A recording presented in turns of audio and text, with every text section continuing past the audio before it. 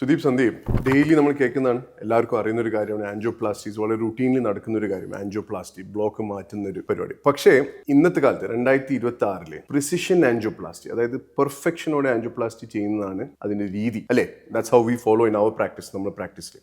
അപ്പോൾ അതിനെപ്പറ്റി ഒന്ന് സംസാരിക്കുന്നത് വളരെ ഇമ്പോർട്ടൻ്റ് ആണ്. ലൈക്ക് ഫോർ എക്സാമ്പിൾ, ഏത് ബ്ലോക്ക് ആണ് ആദ്യം ചെയ്യേണ്ടത് എന്നുള്ള ബ്ലോക്ക്, ഡോക്ടർ സുദീപ്? അതായത് അതിൽ ആദ്യത്തെ സ്റ്റെപ്പ് എന്ന് പറഞ്ഞാൽ നമ്മൾ സംശയമുള്ള ഒരു ബ്ലോക്ക്, അതായത് 60-70% ഒരു ബ്ലോക്ക് ഉണ്ട്, ചെയ്യണോ വേണ്ടയോ എന്നൊരു ചോദ്യം വരുമല്ലോ. അതിന് നമ്മൾ ചെയ്യുന്ന ഒരു ടെസ്റ്റാണ് FFR, ഫ്രാക്ഷണൽ ഫ്ലോ റിസർവ് എന്ന് പറയുന്നത്. അതായത് നമ്മൾ ഈ ബ്ലോക്കിന് അതിൽ കൂടെ ഒരു വയറിട്ട് അതിൻ്റെ ബ്ലോക്ക് കഴിഞ്ഞിട്ടുള്ള പ്രഷറും ബ്ലോക്കിന് മുമ്പിലുള്ള പ്രഷറും മെഷർ ചെയ്യും. അതിൻ്റെ റേഷ്യോ 0.8 താഴെയാണെങ്കിൽ അത് ഫങ്ഷണലി സിഗ്നിഫിക്കൻ്റ് ആണ്, ആ ബ്ലോക്ക് മാറ്റേണ്ട ഒരു ബ്ലോക്കാണെന്ന് മനസ്സിലാവും. ഇതിൽ കൂടെ നമുക്ക് ഒരുപാട് ബ്ലോക്കുകൾ, ചെയ്യേണ്ടാത്ത ബ്ലോക്കുകൾ നമുക്ക് ചെയ്യേണ്ട ആവശ്യമില്ല. മരുന്ന് വെച്ച് അതാണ് ഫസ്റ്റ് ഡെസിഷൻ. ചെയ്യണോ വേണ്ടത്, ചെയ്യണോ വേണ്ടത്, അഥവാ ചെയ്യണമെന്ന് തീരുമാനിച്ചു കഴിഞ്ഞു കഴിഞ്ഞാൽ പിന്നെ അതിന്റെ എക്സാക്ട്ലി എങ്ങനെ അതിനെ കൈകാര്യം ചെയ്യണം എന്നുള്ളത് വേറെ കുറെ ടെസ്റ്റ് ഉണ്ട്. അതെ, ഫങ്ഷണലി സിഗ്നിഫിക്കൻ്റ് ആയ ബ്ലോക്കാണ് നമ്മൾ ശരിക്കും നീക്കം ചെയ്യേണ്ടത്. ഇപ്പോൾ 60% ബ്ലോക്ക് നീക്കം ചെയ്യാൻ പാടില്ല. അപ്പോൾ FFR പ്രൂവൺ ആയി കഴിഞ്ഞാൽ പിന്നെ ആ ബ്ലോക്കിൻ്റെ ക്യാരക്ടർ പഠിക്കണം. ആ ക്യാരക്ടർ പഠിക്കണമെങ്കിൽ നമ്മളൊരു ന്യൂവർ കത്തീറ്റേഴ്സ് ഉണ്ട്, IVERS, OCT എന്നൊക്കെ പറഞ്ഞ സ്പെഷ്യൽ കത്തീറ്റേഴ്സ് ഉണ്ട്. എക്കോ ഒക്കെ ചെയ്യുന്ന പോലെയാണ്.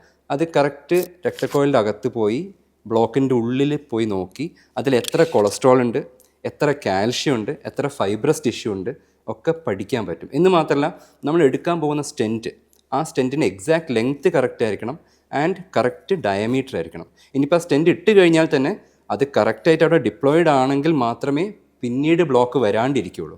അപ്പോൾ പെർഫെക്റ്റ് ആയിട്ട് നമുക്ക് പ്ലാൻ ചെയ്യാൻ വേണ്ടി IVERS ആൻഡ് OCT സഹായിക്കും. സ്റ്റെന്റിന്റെ കോംപ്ലിക്കേഷൻസും എന്തെങ്കിലും ഉണ്ടെങ്കിൽ മനസ്സിലാവും. കോംപ്ലിക്കേഷൻസ് ഉണ്ടെങ്കിൽ മനസ്സിലാവും. ഇപ്പോൾ കോംപ്ലിക്കേഷൻസ് മനസ്സിലായിട്ടില്ലെങ്കിൽ പിന്നീട് പ്രശ്നം ഉണ്ടാവും. ഇപ്പം നമ്മളിപ്പോൾ ഈ സ്റ്റെൻറ്റ് ഇടുന്നതിന് മുൻപ് കാൽഷ്യം കൂടുതൽ ഉണ്ട് എന്ന് കണ്ടെത്തി കഴിഞ്ഞാൽ നോർമൽ ഒരു ആൻജിയോപ്ലാസ്റ്റി ജനങ്ങൾ അറിയേണ്ടത് വെച്ചാൽ ആദ്യം നമ്മളൊരു ബലൂൺ കൊണ്ട് വികസിപ്പിക്കുന്നു, പിന്നെയാണ് അത് നല്ല രക്തക്കോയിൽ വികസിച്ച് കഴിഞ്ഞാൽ നമ്മളൊരു സ്റ്റെൻറ്റ് ഇടുന്നു. കറക്റ്റ്. കാൽഷ്യം ഡെപ്പോസിറ്റ്സ് കൂടുതലുള്ള ബ്ലോക്ക് ആണെങ്കിൽ അത് സാധാരണ ബലൂണിൽ അത് വികസിക്കില്ല.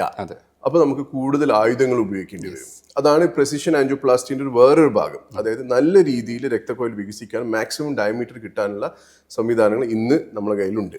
സോ കാൽഷ്യം പൊട്ടിക്കാനുള്ള ഒത്തിരി ഹാർഡ്വെയർ നമ്മൾ യൂസ് ചെയ്യാറുണ്ട്. അതിൽ ഏറ്റവും ബേസിക് ആയിട്ട് പറഞ്ഞു കഴിഞ്ഞാൽ റോട്ടാബ്ലേഷൻ എന്ന് പറഞ്ഞു കഴിഞ്ഞാൽ ഒരു ഡ്രിൽ.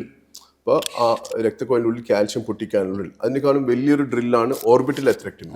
അപ്പോൾ ഓർബിറ്റൽ എത്രെക്ടമി സിമിലർ ഒരു ഡ്രിൽ തന്നെയാണ്, പക്ഷേ കുറച്ചും കൂടി ഡയമീറ്ററോടെ നമുക്ക് ആ രക്തക്കോയിൽ വികസിപ്പിക്കാനും കാൽഷ്യം പൊട്ടിക്കാൻ സഹായിക്കുന്നു. വേറൊരു വളരെ ഫേമസ് ആയിട്ടുള്ളൊരു ഡിവൈസാണ് നമ്മൾ റുട്ടീനിൽ ഇപ്പോൾ ഇന്നത്തെ കാലത്ത് ഉപയോഗിക്കുന്നത്, ലേസർ ആൻജിയോപ്ലാസ്റ്റി. അപ്പോൾ കാൽഷ്യം മാത്രമല്ല, ഇപ്പോൾ വളരെ ഡെൻസ് ആയിട്ടുള്ള കുറേ രക്തം കട്ടിപ്പിടിച്ച ഭാഗങ്ങളാണെങ്കിലും പിന്നെ കാൽഷ്യമാണ്, അല്ലെങ്കിൽ മുൻപ് ആൻജിയോപ്ലാസ്റ്റി ചെയ്ത ആൾക്കാർക്ക് അതിനുള്ളിൽ ഒരു കാൽഷ്യം അടിഞ്ഞു കൂടിയിട്ടുണ്ടെങ്കിൽ അത് പൊട്ടിക്കാൻ സഹായിക്കുന്ന സംഗതിയാണ് ലേസർ ആൻജിയോപ്ലാസ്റ്റി. അപ്പോൾ അതേപോലെ തന്നെ വേറൊരു ഡിവൈസാണ് IVL. അതായത് നമ്മൾ മൂത്രക്കല്ലൊക്കെ പൊട്ടിക്കാൻ ഉപയോഗിക്കുന്ന ഒരു ഷോക്ക് വേവ്സ് എന്ന് പറയും. ആ വേവ്സ് ഉപയോഗിക്കുന്ന ടെക്നോളജിയാണ് രക്തക്കോയിലിൻ്റെ ഉള്ളിൽ നമ്മൾ ഉപയോഗിച്ചിട്ട് കാൽഷ്യം പൊട്ടിക്കാൻ ഉപയോഗിക്കുന്ന ഒരു യന്ത്രം. സോ ഇന്ന് 2026 വി ആർ ബ്ലെസ്ഡ്. അതായത് നമുക്ക് ഇങ്ങനെ നല്ല രീതിയിൽ പ്രിസിഷൻ ആൻജിയോപ്ലാസ്റ്റി ചെയ്യാനുള്ള ഒത്തിരി ടെക്നോളജീസ് നമ്മുടെ കയ്യിലുണ്ട്. ടു ഗിവ് അവർ പേഷ്യൻസ് ഏറ്റവും ബെസ്റ്റ് റിസൾട്ട് കൊടുക്കാൻ സാധിക്കുന്നു എന്നാണ്. We are very happy because of that. അതെ, അപ്പോൾ ഒരു ബ്ലോക്ക് കണ്ടു കഴിഞ്ഞാൽ ആദ്യം FFR ചെയ്ത് ചെയ്യണോ വേണ്ടയോ തീരുമാനിക്കുക. IVERS or OCT ചെയ്തിട്ട് അത് ഇമേജ് ചെയ്യുക.